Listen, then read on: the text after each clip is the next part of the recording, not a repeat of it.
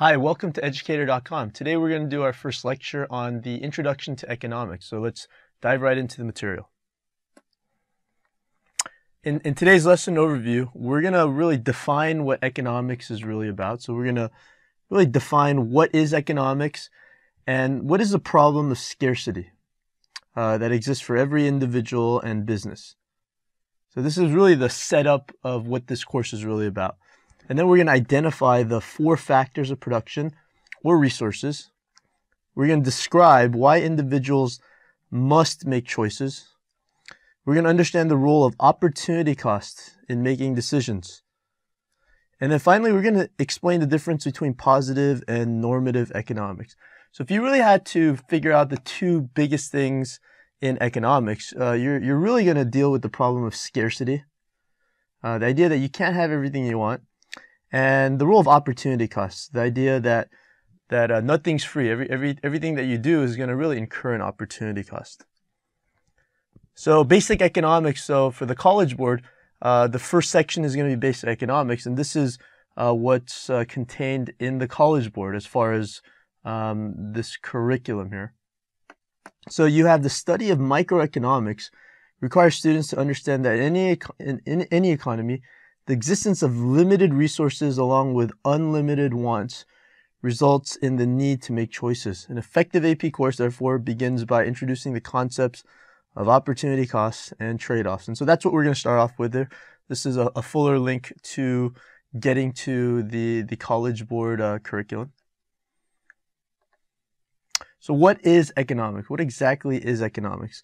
So it's a study of how people seek to satisfy their needs and wants by making choices. Now one thing I will kind of clarify, one thing I do teach my students actually is that there really is no such thing as a need. So for now, we're going to leave this in there. And so we're going to leave the needs in there, but eventually we're going to realize that really there is no need. And I'll explain why a little bit later here. But the reason why we have to make choices is that the idea of scarcity. Okay, so the idea of scarcity is that the concept of having unlimited wants versus having limited resources. So everyone deals with scarcity because resources are scarce. University of Chicago economist Gary Becker, he put it well when he says that economics is the art of making the most of life. So again, whether you're a business, whether you're an individual, doesn't matter what it is, it's really the economics is a problem of figuring out what you have and how do you allocate the resources to make the best of the situation. And that's really what economics is about. And that's the starting point that we're going to start with.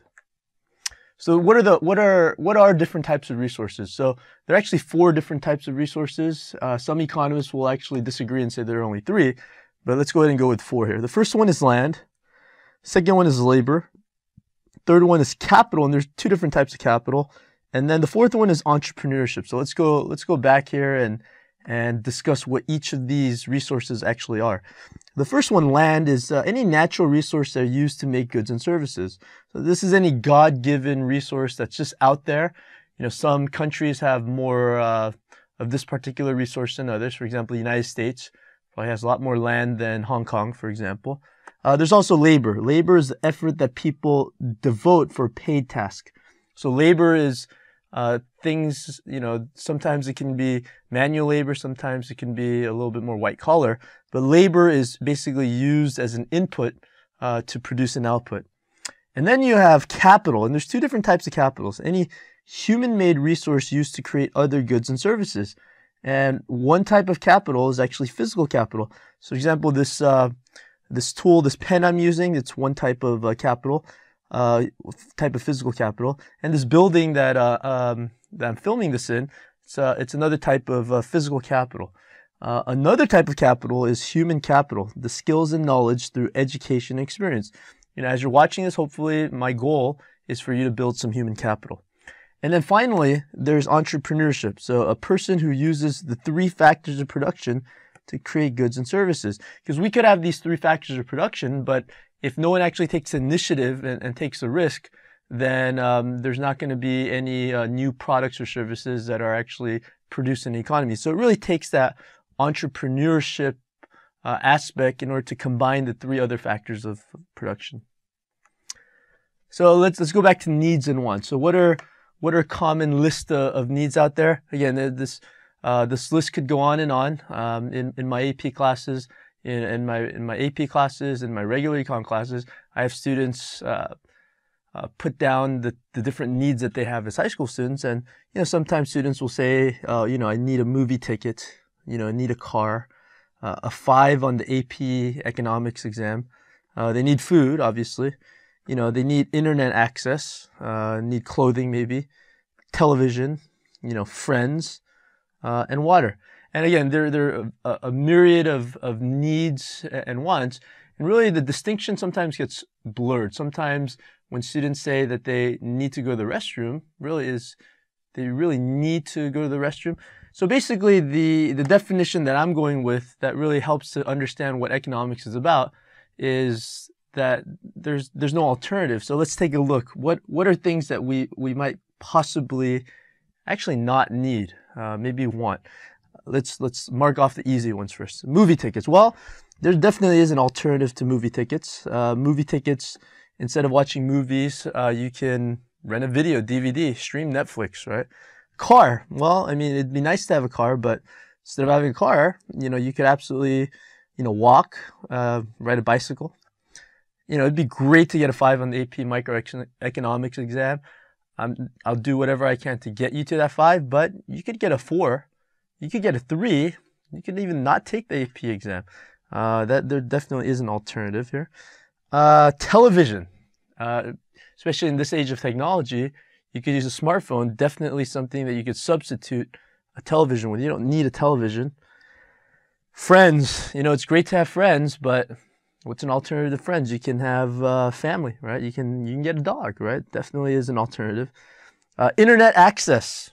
Okay, internet access. Well, what about writing a letter to your friend rather than email? So, internet access, it definitely helps in research, but you can go to a library and actually, you can actually check books, real books, without looking online for resources. Clothing. Is there a substitute for clothing? Absolutely. Spend a night in prison. If you're naked, then you might get arrested. That definitely is a substitute. And we can get to food and water. And food, you could substitute that for fasting. And then water, eventually maybe the human body requires water, but a substitute, it doesn't have to be pleasant, a substitute to water could be death, right? So there's all these different substitutes for anything, so there is no need, okay? There is no need. Okay, there are no needs. They're all wants.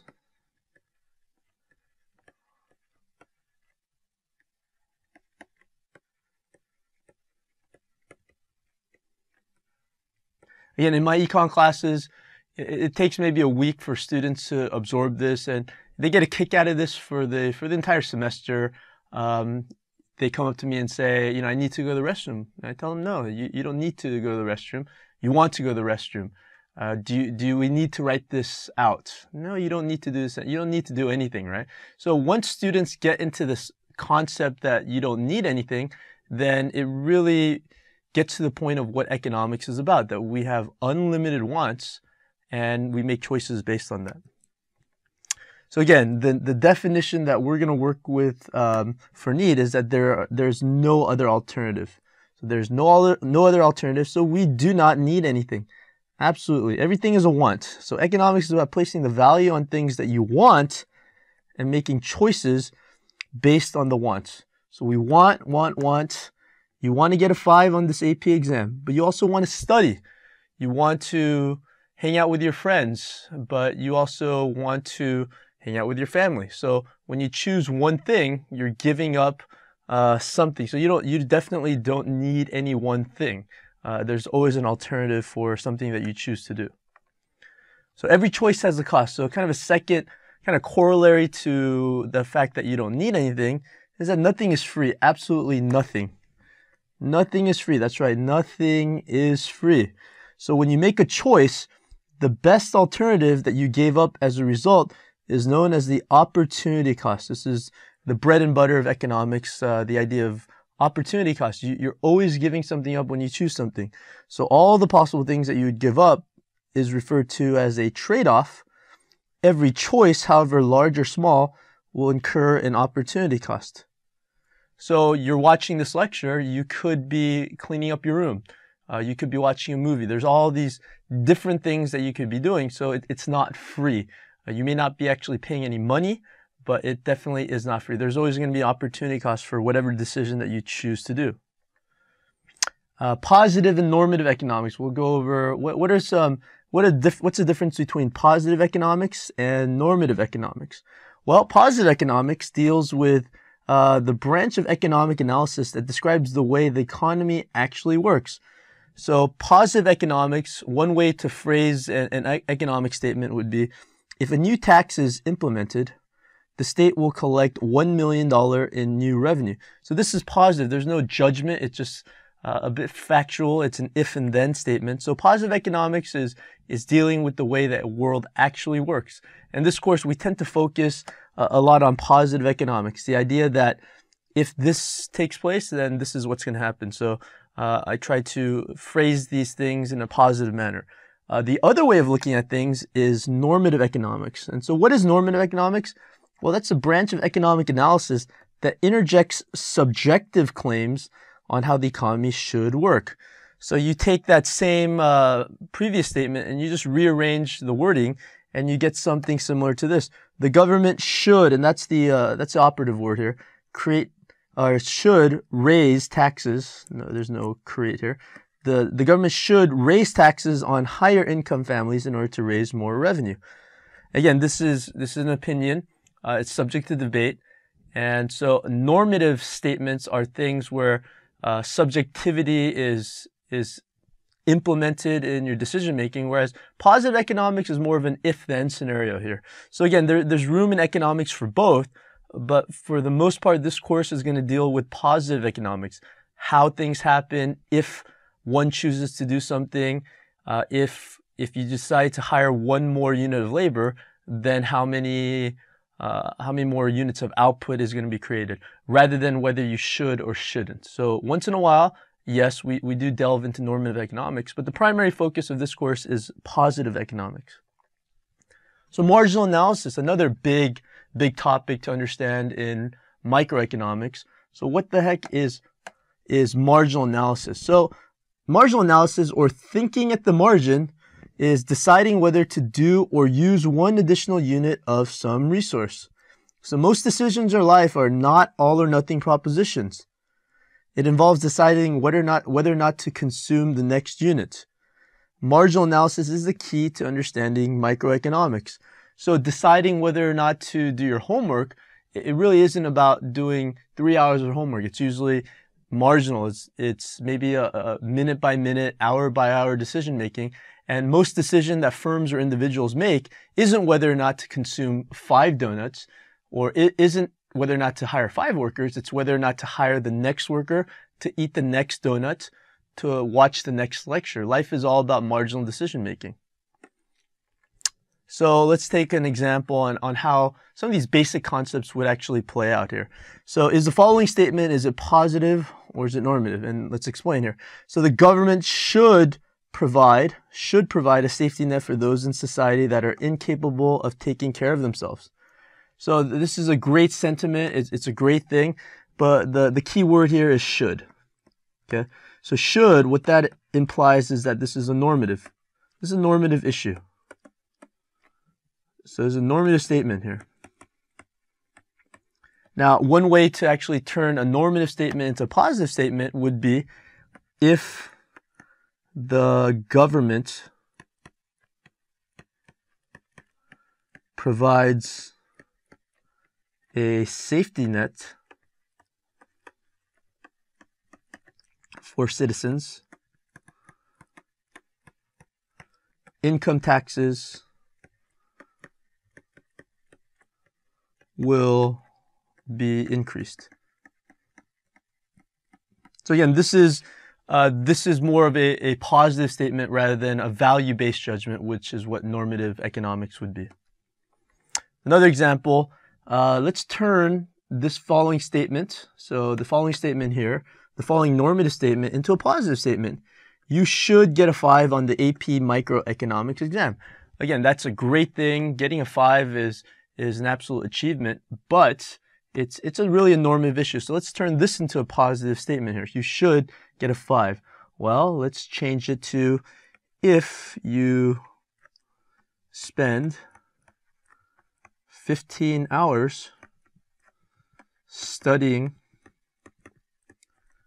AP Microeconomics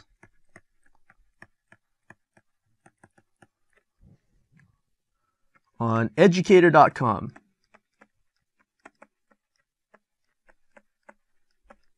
you will get a 5 on microeconomics.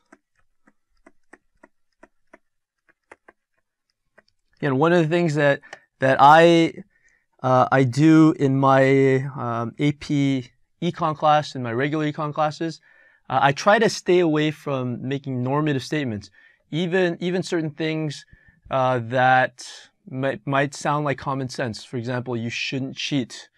Well, you know what? That's a normative statement. One way I try to create an incentive for students would be, if you cheat, then you will get a referral, you'll get detention, your grade will be lowered, etc. So that's one way to turn a normative statement into a positive statement. So even things like, should I do my homework, Mr. Park? I'll answer them, well, if you want to get a better grade in my class, then do my homework. So normative economics really deals with value judgment, and it's really subjective, whereas positive economics deals with completing a task, doing something, and finding the appropriate consequences or rewards as a result.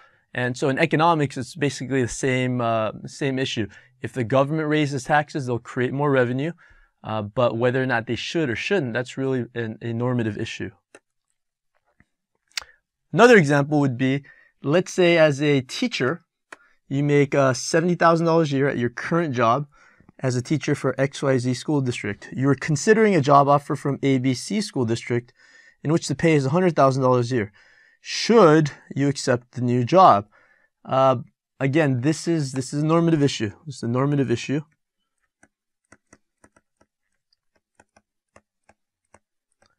You'd have to really do a benefit cost analysis. So economics really is figuring out, what are the benefits and costs. Now, in this particular job, XYZ school district is offering $75,000 a year, whereas ABC is charging $100,000 a year for your services, basically. So again, from a pure monetary standpoint, obviously it makes sense to go to ABC. But again, there's non-monetary considerations. For example, we don't have enough information. Maybe ABC school district is 2 hours from where you live, whereas XYZ is maybe 1 minute away. So you really don't have enough information. So this is really delving into normative economics. Now, one thing actually, if money is the only concern, then there actually is a way to make a decision, or at least figure out that if you stayed at that job, what the economic profit or economic loss is. One equation that you might want to commit to memory here. There's not a whole lot of equations in this course to really memorize, but this is actually one of them that will be helpful in going over problems dealing with opportunity costs that actually touch upon money. For example, a problem that deals with $75,000 a year versus a $100,000 a year job. So the equation would be economic profit equals accounting profit minus opportunity cost. So again, economics is really about not how much money you're making, but considering how much you're making compared to what you could have been making. So in this example, if you're teaching at a job that makes $75,000 and you decide to forego a job that takes $100,000, that gives you $100,000, then basically your opportunity cost is, your next best alternative is a $100,000 job, and so your economic profit is actually negative $25,000. So you're basically incurring a loss of $25,000. So basically in this situation, not only are you you are making money, but the fact is you could have been making $25,000 more. So if you decide to stay at your job, then your opportunity cost is actually it's $100,000, so your economic profit is negative $25,000. So that's really if you do take into consideration only the monetary factors, but including non-monetary factors, you really do a benefit cost analysis, and it really depends on different factors. For example, if you've been 12 years at a particular school, you may have more loyalty to a school and decide to take a lesser amount. So whether you should or shouldn't, again, economics really is about choice and doing a cost-benefit analysis and analyzing, doing marginal analysis. So all these things come into consideration. So there's no really definitive answer for a question like this. And another example, let's say that after school you're faced with three options. Let's say watching television, reading a book, or cleaning up the house. So in order of preference, you prefer cleaning up the house to reading a book, but you prefer watching television to cleaning up the house. So the first thing, according to this scale, what is the opportunity cost of watching television, is the first thing that you'd prefer is watching television. And the second thing that you prefer would be to clean the house. So I'm sure a favorite activity of yours. And the third thing you'd want to do is read a book. So there's three different things that you are doing here. So what is the opportunity cost of watching television here? So again, the definition of opportunity cost, again, doesn't hurt to commit to memory. What is opportunity cost? Opportunity cost here is the next best alternative of a decision that you make here. So opportunity cost is basically the value of the choice you did not make. So what is the opportunity cost of watching television? So if you decide to watch television, so if you decide I'm going to go ahead and watch TV, then the opportunity cost here is cleaning the house. It's actually, again, it's not really reading a book, because that's what you would have done on your third list of priority. It could be a trade-off, but the opportunity cost is the next best alternative. So thank you for watching Educator.com.